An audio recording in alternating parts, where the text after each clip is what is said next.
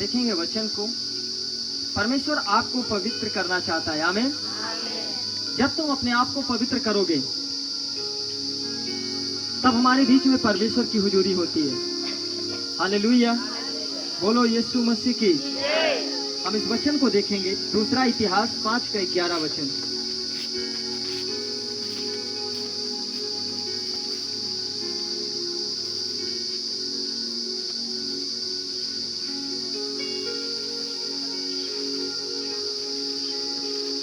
Hallelujah, हम इस वचनों के साथ चलेंगे। परमेश्वर आपको आशीष करे। आज हमें देखना है परमेश्वर अपने लोगों पर, उसके लोग क्या करेंगे तब परमेश्वर अपने आप को उन पर प्रकट करेगा। आमीन। कितने लोग चाहते हैं कि परमेश्वर हमारे बीच में हो और हम अपने जीवन में हर एक जरूरतों को पूरा करते हुए देखें। सभी की जरूरतें हैं ना।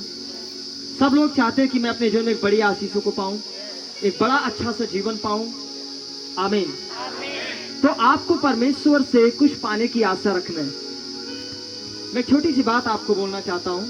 एक बहुत अद्भुत बात है, एक रहस्यमय बात है। आमीन। आज संसार के लोग क्या करते हैं पता है? मैं आपको बताऊं, जो परमेश्वर को मानते हैं, बात समझना, जो परमेश्वर को मानते हैं वो पाप में जाते हैं। बात समझना, बहुत बड़ी बात है। जो परमेश्वर को मानते हैं, परमेश्वर को पूरा संसार मानता है, वो किसी भी तरह से मानता है, लेकिन सब परमेश्वर को मानते हैं। हालेलुया, बोलो हालेलुया। पूरा संसार किसको मानता है? परमेश्वर को मानता है, इसीलिए वो पाप करता है। लेकिन जो परमेश्वर की मानता है वो पाप नहीं करता। की और का में बहुत बड़ा फर्क है। हालेलुया। जो परमेश्वर की मानेगा वो परमेश्वर के अधीन जिएगा, और जो परमेश्वर को मानता है तो सब दुनिया परमेश्वर पे हम विश्वास करने वाले हैं। इसीलिए यीशु मसीह ने ठीक कहा था, जरा ध्यान से समझें, मेरे नाम को लेने वाले बहुत होंगे लेकिन मेरे मार्ग में चलने वाले बहुत वो हैं जो कम है, परमेश्वर की मानते हैं। और वो है जो नाम लेने वाले सिर्फ हैं, परमेश्वर को मानते हैं। कितने लोगों को समझ में आ रहा है? जो परमेश्वर को मानते हैं वो राज्य में नहीं जाएंगे, जो परमेश्वर की मानते हैं वो जाएंगे। आमीन बोलो। आज क्या मानना है आपको? परमेश्वर को मानना है। हालेलुया। परमेश्वर की सुनना है और उसके वचन में जाना है, वो है परमेश्वर की बातों को मानना हमारे लिए जीवन है। बोलो यीशु मसीह की। कुछ बातें जो ऐसे हमें सीखना चाहिए, अद्भुत बातें, इसी में जीवन है। हालेलुया। बहुत हमारे बहनें, बहुत हमारे भाई आते हैं, कहते हैं हम खुद यीशु मसीह का मानित है, लेकिन चोरी कर्म ना छोड़िए, गाली बकब ना छोड़िए। कोई छोड़ता है? यीशु मसीह का नाम तो सब लेते हैं, मैं जानता हूं, लेकिन वो गाली देना बंद नहीं करेगा। वही है जो परमेश्वर को मानता है लेकिन गाली जरूर बकेगा। परंतु जो परमेश्वर की मानता है वो कभी पाप नहीं करेगा, क्योंकि उसको मानता है, उसके वचन को मानता है। आमीन। तो सदा पवित्रताई से जिएगा और परमेश्वर की मानने वाला व्यक्ति आगे की ओर जाएगा। वही है जो उसके मार्गों पर चला। जो परमेश्वर की मानेगा वो उसके वचन में है। आमीन। और तो दुनिया है जो परमेश्वर को मानती है, इसीलिए सब परमेश्वर के राज में नहीं जाएंगे। यीशु ने कहा कि मेरे मार्ग में आने वाला बहुत कम है, नाम लेने वाले बहुत तेरे होंगे। बोलो यीशु मसीह की।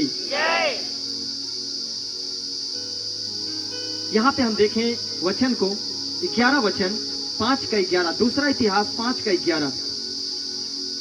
परमेश्वर की मानने वालों पर परमेश्वर अपने आप को प्रकट करता है। पहला शब्द क्या लिखा है प्रभु का?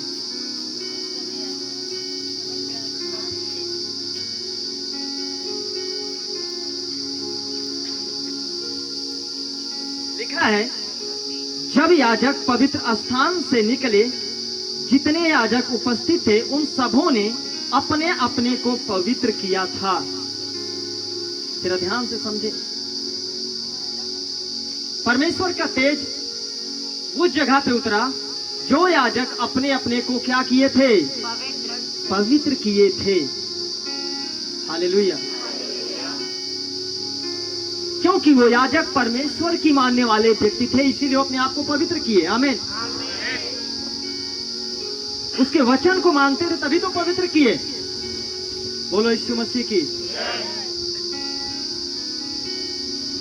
और अलग अलग दलों में होकर सेवा ना करते थे, और जितने लेवी याजक थे वह सब के सब अर्थात पुत्रों और भाइयों समेत आसाफ, हेमान और यदूतून सन के वस्त्र पहने झांझ और बीड़ाएं लिए हुए वेदी के पूर्व की ओर खड़े थे, और उनके साथ 120 याजक तुरहियां बजा रहे थे। हालेलुया। और जब तुरहियां बजाने वाले और गाने वाले एक स्वर से यहोवा की स्तुति और धन्यवाद करने लगे, और तुरहियां, झांझ आदि वाद्यों को बजाते हुए यहोवा की यह स्तुति ऊंचे शब्द से करने लगे, वह भला है और उसकी करुणा सदा की है। तब लिखा है वचन में, तब यहोवा के भवन में बादल छा गया, और बादल के कारण याजक लोग सेवा टहल करने को खड़े ना रह सके, क्योंकि यहोवा का तेज परमेश्वर के भवन में भर गया था। आमीन। आपको यहाँ पे बहुत महत्वपूर्ण बातें समझना है, जो एक रहस्य की बातें हैं। हम पहला देखेंगे, पहला आपको अपने जिंदगी को पवित्र बनाना पड़ेगा। अगर तुम परमेश्वर को मानने वाले व्यक्ति हो और वही काम करते जो परमेश्वर के योग्य नहीं, तो आपके बीच में कभी भी परमेश्वर की उपस्थिति नहीं हो सकती। आप इसको जो लिख सकते हैं, लिखने के लिए आए हैं, तो पहला स्टेप पे डाल दें। हालेलुया। कि अपने आप को पवित्र करो, ये पहला स्टेप होगा। परमेश्वर आपके बीच में तब प्रकट करेगा जब आप अपने आप को पवित्र करोगे, तब। बोलो यीशु मसीह की। प्रभु ने कहा चोरी मत करना, प्रभु ने कहा व्यभिचार मत करना, तू किसी से लड़ाई मत करना, गाली के बदले गाली मत देना। अगर तुम्हारा जीवन वैसा ही है तो तुम्हारे जीवन में परमेश्वर का तेज नहीं है। वो परमेश्वर जो अपने आप को बादल के रूप में प्रकट किया और परमेश्वर का तेज भर गया, तो एक भी सेवा करने वाले भी खड़े ना रह सके। बीमारी, दुष्ट आत्माओं की तो बात छोड़ो, ये धुएं के समान जलकर समाप्त हो जाएंगी। आमीन। जिस दिन तुम्हारी पवित्रताई की सेवा हुई, जिस दिन तुम अपने आप को पवित्र करोगे, चोरी करना बंद करोगे, व्यभिचार करना बंद करोगे, लड़ाई करना बंद करोगे, आप हर एक काम करो जो आपके घर में, जो आपके परिवार में जो उचित है, एक सच्चाई और ईमानदारी से जो कार्य करना है करो। परमेश्वर उसके लिए नहीं मना करता है आपको, लेकिन आज इंसान सोचता है, मुझे एक गाली दिया तो क्या मैं किसी से कम हूं? मैं 10 जरूर दे सकता हूं। उससे बड़ा मूर्ख वो है जो 10 गाली दिया। हालेलुया। क्योंकि जो आपके मन में है वही उसके मुख से निकलता है। अगर तुम ऐसे काम करने वाले व्यक्ति अगर ठहर रहे हो, याद रखना, तो तुम्हारे अंदर तुम्हारा और परमेश्वर के दास में कोई फर्क नहीं है। संसार में, संसार का और तुम्हारा परमेश्वर के साथ रहने में कोई फर्क है ही नहीं। आप कैसे हो परमेश्वर के जन? कैसे कहलाओगे? क्या सबूत है आपकी प्रभु के जन हो? क्या सबूत है कि आप एक अच्छे व्यक्ति हो? हालेलुया। क्योंकि जैसा एक संसार में रहने वाला व्यक्ति करता है वैसा तुम करते हो, तो तुम्हारे और उसमें फर्क क्या रह गया? कुछ भी नहीं रह गया। हालेलुया। इसलिए परमेश्वर का तेज जब भवन पे उतरा तो याजक लोग, बाइबल कहती है, अपने आप को क्या किए? पवित्र किए थे। उनके अंदर कोई कलंक नहीं था, उनके अंदर कोई अशुद्धता ही नहीं थी, उनके शरीर के अंदर कोई पाप नहीं था। तब जब हम घुटना टेकते हैं यहोवा के सामने पवित्र दिल से, पवित्र मन से, और कहते हैं यहोवा तू सदा का भला परमेश्वर है और मुझे बचाने में तू सक्षम और योग्य है, उसी समय आपका उद्धार होने में देर नहीं लगेगी।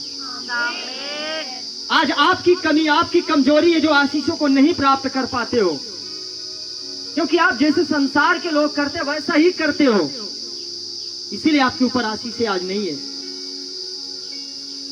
आप अपनी आशीष को स्वयं रोक लेते हो, स्वयं। हालेलुया। क्या सोने चांदी को एक नरक के कचरे में फेंका जाता है? बताओ, हाँ या ना?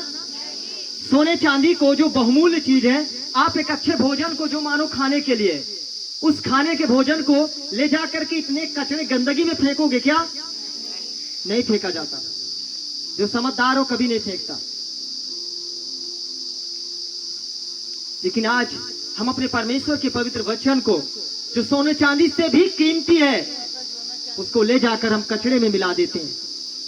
परमेश्वर के सुंदर वचन को अपने हृदय में रखते जरूर हैं, सुनते जरूर हैं, लेकिन जाकर चोरी करते, व्यभिचार करते हैं। हम उस वचन का निरादर करते हैं, उस अपने प्रभु का निरादर करते हैं जो आदर देना चाहिए। अगर जो व्यक्ति अपने प्रभु को आदर दे दिया, मैं कहता हूं वो दिन का दिन ऊंचा उठता जाएगा, उसकी परिस्थिति चेंज होती जाएगी यीशु के नाम में। लेकिन जो व्यक्ति अपने प्रभु के वचन को सुनता और ग्रहण करता और जा करके चोरी करता, व्यभिचार करता, गंदे घिनौने काम करता है, उस वचन का, उस अपने प्रभु का निरादर करता है, वो दिन का दिन अपने ऊपर श्राप लाता है और दिन का दिन वो उसकी परिस्थिति गिरती जाती है और कहता है मैं मसीह में जाता हूँ, यीशु मसीह के पास जाता हूँ, फिर भी आज मेरी हालात और क्यों टूटी जा रही है? क्योंकि वो आपकी कमी है।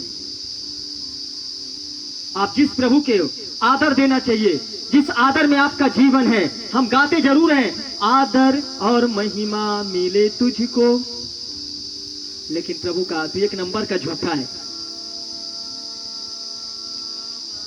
कहता तो है मन से, आकर के कलीसिया में बैठा और आदर महिमा दिखाने के लिए बोल दिया, लेकिन गया तो वही काम तेरा हो रहा है। असली आदर तो मुझे छुप कर देता है, चोरी करके देता है।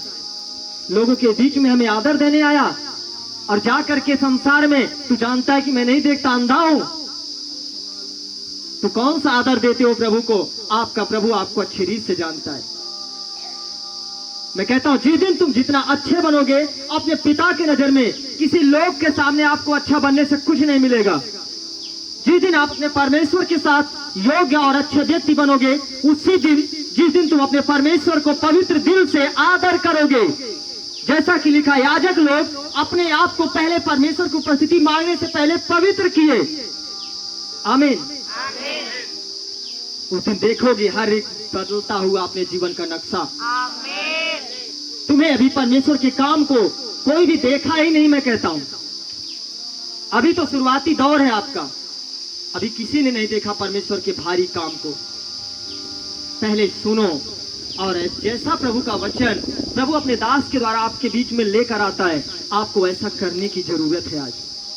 और जो व्यक्ति, मैं कहता हूं सच में विश्वास के साथ, जो व्यक्ति सुनता है और वैसा ही अपने जीवन को करने के लिए कोशिश करता और करता है, मैं कहता हूं उसको चंगा होने में देर नहीं लगेगी यीशु के नाम में। उसको अपने परिस्थिति को बदलते हुए देर नहीं लगेगी यीशु के नाम में। और जो व्यक्ति सुनकर उसका निरादर करता है, वो अपने जिंदगी में आशीष को छोड़ श्राप लेकर आता है। हालेलुया। याद रखना, एक एक को आप अपने कानों को खोल कर रखना, एक एक भाई, एक एक बहनों को, कि हमारा जीवन कैसा है परमेश्वर के साथ आज। क्या आज मैं अपने प्रभु के सुंदर वचन को लेकर के उसको नरक में लेकर जा रहा हूं, बुराई में दे रहा हूं, व्यभिचार कर रहा हूं, चोरी कर रहा हूं, पराई स्त्री गमन कर रहा हूं, लुचपन कर रहा हूं, वो दुष्टता के काम कर रहा हूं जो परमेश्वर को अच्छा नहीं। इसीलिए आपकी परिस्थिति नहीं सुधर पाती है, इसीलिए आप अपने जीवन में आशीष को नहीं देख पाते हो, क्योंकि आपने जो लिखा, याजक लोग पहले पवित्र किए, लेकिन आज कलीसिया में आते हो हम लोग अच्छे हैं, उसके बाद गए तो असली पवित्रता ही प्रकट होती है। प्रभु ने कहा है, घोर अंधकार, ऐसा अंधकार कहीं नहीं है जहां पाप करने वाले छुप पाएंगे। आप एक मनुष्य से झूठ बोल सकते हो, प्रभु के दास से झूठ बोल सकते हो, लेकिन आप पिता की नजर में कभी भी नहीं बच पाओगे एक भी जन। सबको लेखा देना पड़ेगा। सब उपदेशक कहता है, हे जवान, अपनी जवानी के दिन मनमानी कर, परंतु इस बात को याद रखना कि तुझे उसका प्रतिफल देना पड़ेगा। हालेलुया। जो कर रहा है ना, उसको पूरा आपको लेखा देना पड़ेगा।